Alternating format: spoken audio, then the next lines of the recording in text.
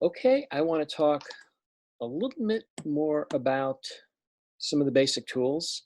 And one thing I want to talk about, even before I get to that, is vector versus raster. So in Adobe Illustrator, all the images are in vector, which means they're very sharp and precise, and you can zoom in as close as you want, and it has the same level of precision. Photoshop uses raster, or they call it bitmap, but it just means there's a resolution. So the closer in you get, the blurrier the edges get. So take this image right here, this guy's face, and he is in vector. And let's just go in close. Now, even though this could have been a smooth transition, this happens to have like bumpy transitions, but still the edges, no matter how close you get, it's always sharp, crisp edges. But if you go into Photoshop, the same, it's softer. Yeah, I mean, you can get soft in Illustrator, but it gets blurrier as I zoom in close. So let's zoom in close, zoom in close, zoom in close. See, you get this happening. Everything is made up of little squares, and every square is a different color, and that's how they it comes together to form the image. So that is the difference. And I like to think of it, it's confusing. One thing I like to think about is the word raster sounds like a raspy voice. Raspy voice. So Photoshop gets blurrier, raspier, whereas Illustrator is like a robot, a vector, Android vector. So that's how I think about it. Okay, I thought that would be fun to start with, just to get the vector versus raster. And in a couple of weeks, we'll be getting into Photoshop. My experience is more with Photoshop as an illustrator, and I try to embrace the imperfections. I try to, if you do a watercolor painting or an oil painting, if you zoom in close, you get to see the rough edge of a brushstroke. Where I think designers and illustrators who work in the logos, that when they want more crisp graphic images, they work in Illustrator. So we're going to talk a little bit more about the basic tools. So okay, do this again. Create a new. Let's go. Get that on the page easier. Okay, so we spoke briefly about the direct. Now this is the direct selection tool. This is the selection tool right here. And you can also get to this. It gives you the key command, selection tool V. So if you hit V, you get right to there. And well, let's make some things first. Well, actually, before we get into selection, let's get into creating some things to select. So let's go to right here. This is our shape tool. And let's make a shape with color. So let's make a, okay, so there are two aspects to this. There's the fill and the line, or the stroke. Right now the stroke is 1 point, it's black. Let's make it a little heavier so you can see it. So if we hold shift down, it's a square. If we don't hold shift down, it can be whatever portion we want. And if you hold shift and option or alt down, it grows from the middle as a square. So we just made a couple squares. Now we're going to get our selection tool. Oh, we select this one and we'll delete it. But if we select, we kind of drag a square that goes over all of them, select the group and delete. And let me back up a little bit. Oh, what I did was I hit Command Z, went backwards. And I'm going to go to direct selection tool. That's what this white arrow is. And if you hit A on your keyboard, you get that. Now with direct selection tool, you can just grab a corner, and so you're not altering the whole square, the whole shape. You're just, oh, wait a second, monkey. There you go, see? I'm just dragging one corner at a time. Now watch what happens if I do this. This gets really, oh yeah, it's a bow tie. So the fill kind of is changed by the path. So again, we got the path or the stroke or the outline, and we have the fill. So let's delete all these for now. And then we can talk about some of the other shapes here. This is we have the rectangle, but if you hit the little arrow, right here's a little arrow, and all these tools, there are little arrows in the lower right corner. I should say most of them, some don't. But when you hit that little arrow, you get more options. And Illustrator has got nothing but options, load with options. So you hit that little thing there. Come on, monkey butt, get out, come on. Give me my options. There we go. So rectangle tools we just worked with. Now we can also work with rounded rectangle tool. What's that, you say? It's a rectangle with rounded corners. And you can pull these little babies in the corner to make them more round, less round. If you go all the way up there, it's not rounded at all, it's rectangle. If you go all the way in the middle, it's almost the square. You know, if I make a rounded rectangle over here, which I'm gonna, let me go Command Z, get rid of that one. I'm gonna make one over here. I'm gonna hold my finger on Shift, so that means it's gonna be symmetrical. So now it's a square with rounded corners, and I pull these little balls here in the middle. Voila, now we have a circle. So that's a fun thing to know. Make one here. And you can also, it tells you the measurements right there as you go. Now, if you just click on it, you can design it in advance. Say I want to make it, I'll make this one 2 inches high. I want to make the radius of the corner, I think I'll make it 0.3762. That's the way I want it to be. And it just makes it like that. So those are different tools. You learn about that.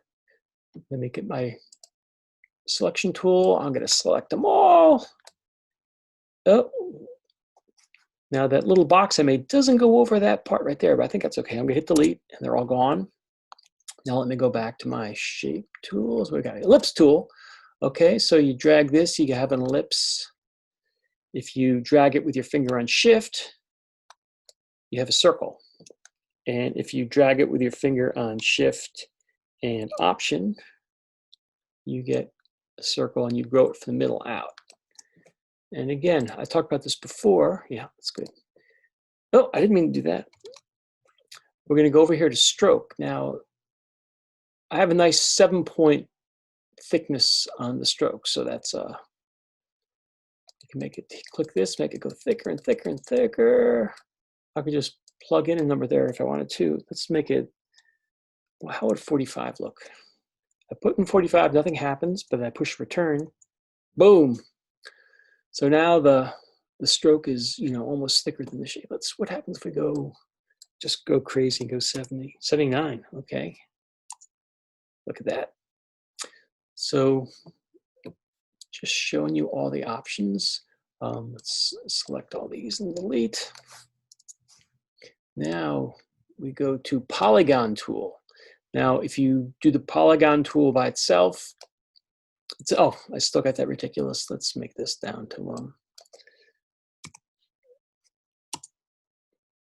see now the polygon tool. And also, if you're in select, and you drag it in the corners, the whole shape gets wacky, a bit bigger. So let me hit Command Z, undo that. But if you drag the corner and have your finger on Shift, I don't want to do that. I want to drag that. Yep. It keeps the integrity of the shape. And then also, if I get a little rotate arrow, yeah, there we go. Then you can rotate it. Da, da, da, da, da. That's kind of fun. Now, say I want to make another polygon over here. Oops, look at me. I'm still in select. I'm not in. So I want to make another polygon over here. Go back to that tool, and I just click it, If you don't click it and don't drag, it just, you get a number that comes up. And the default setting is 6 sides. So let's try moving it up. 9-sided polygon. And there's the radius there. So that looks kind of cool. Let's try another one. Let's try, and the more sides you get, if it has 18 sides, what does it look like? It almost looks like a circle. So that's kind of cool. And you can also, if you want a triangle, you can just have 3 sides and boom. And you can't go less than 2 sides because then that's not a shape anymore. You need 3 sides for it to be a shape. Okay, there you go. Now let's get rid of these babies. So I'll go to my select tool, select them all, and goodbye. Now I'll go over here and let's go to star tool. Now the basic star, click drag. Okay, nice star there. I can go into my select and I can rotate. Oh, didn't even do that. I meant to rotate. Select it again and rotate. So let me go back to my star tool here and let's click it once. And now we have options. How many points do we want? Let's see, about maybe a Game of Thrones. They have the 7-sided star. Let's do that for and the radius right here you can change. Let's see what that looks like first of all. Okay, so I made a new one there. I didn't mean to do that. So it's selection tool. Let's grab a. Let's make it bigger or smaller.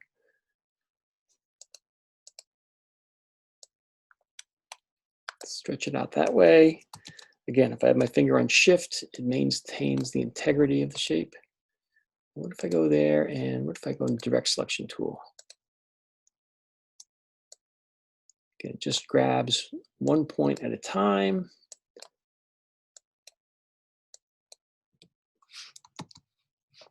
Command Z, Command Z, Command Z, Command Z, Command Z. Oh, what does this little round thing do? What happens if we do that? Oh, let's grab that round thing, and I bet we're gonna round the corner.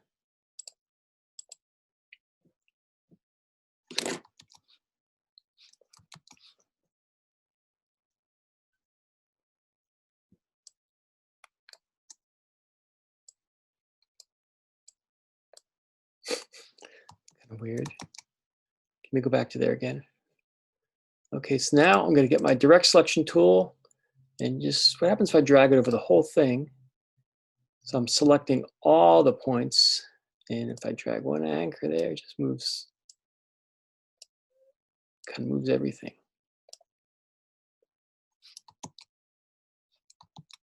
Now what happens if I get rid of that, go back there.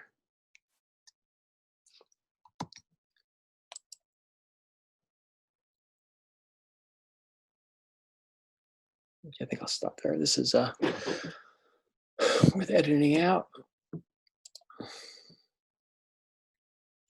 If I just unselect, unselect, unselect, unselect, unselect, unselect, unselect. Now,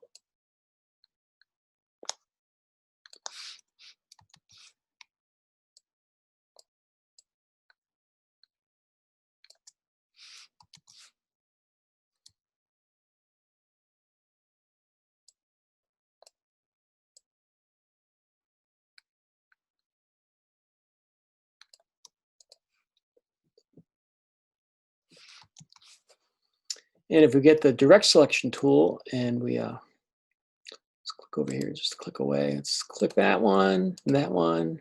I'm going to hold my finger on shift, click that one, that one, that one, that one. Now I have all these inner points selected. So that means when I grab this little circle, it's all going to happen at the same time.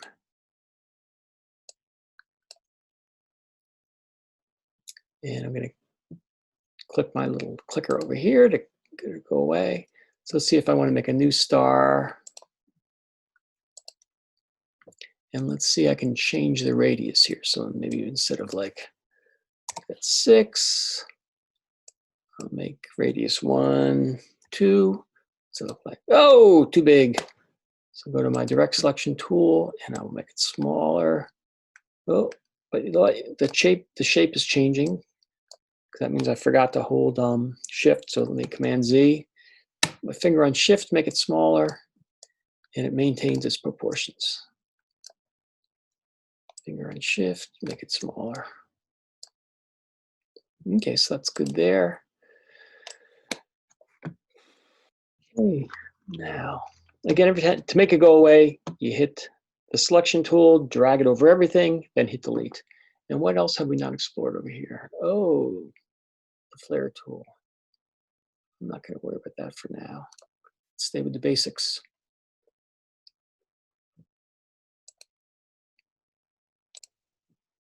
Okay, another fun thing I want to show you is let's make some shapes over here.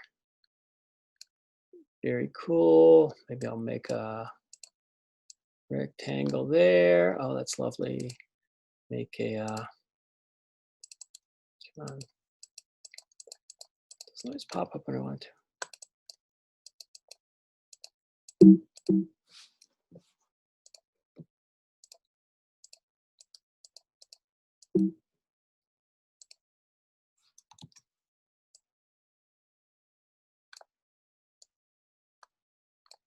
Okay, so as I mentioned before, this is the fill color. So now this is selected right here. Let's change the fill color. Let's make this, so we'll click on this. We get a number of options. There's ways to get more options. If you have the palette, you can like custom design your own. If you hit the swatches, you just pick one of these. So this makes life easier for now. Let's make it a little pink. And let's make the stroke, well, let's make it thinner. Okay. And let me go to this square here. And how about if I make the stroke a different color? So I click on the stroke and I'm going to give it like an orange, orangish, yeah, like that. Okay, and then I'm going to get the inside. Let's make the fill. Let's see, let's just give us variety of some purple there. Okay, and let's also, let me make the stroke a different width. Let me make this like 21. Okay, so what's cool is, select away, if we get our eyedropper tool, which is right here, and let's say we've selected the square. So this is, I mean, not square, this ellipse. We get the eyedropper tool and we click on that. See, it matched the color of the fill and the line, and it also the thickness of the stroke. So if we go here, now it matches this baby. So it's kind of what the eyedropper can do.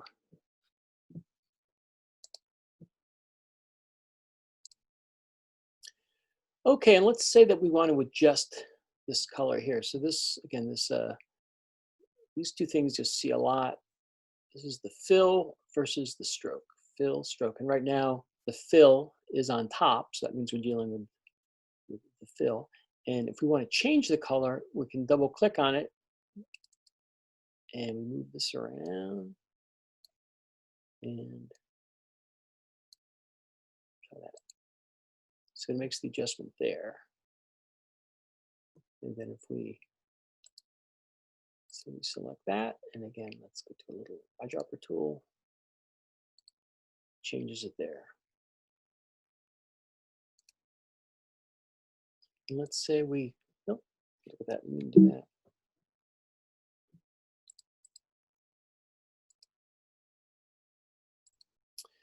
Okay, let's show you something else. We have this purple square is selected, so I'm going to put my finger on shift and move it. I'm going to put my finger on option and move it, and it makes a duplicate of it. So I'll move it a little bit over here, this one over here. So if we say we're selecting this purple right inside here, if we click on the fill, we see that this is where we got the, we used this swatch to begin with. So if I double click on the swatch, I can do some editing of it. So let's adjust this. Oh, you know what? It's changing, but we don't see it. So I click preview. And a lot of these little windows, we make adjustments. You need to remember to click preview because then you kind of can see the changes as you go. So yeah, let's try. Yeah, just make it blue. Okay.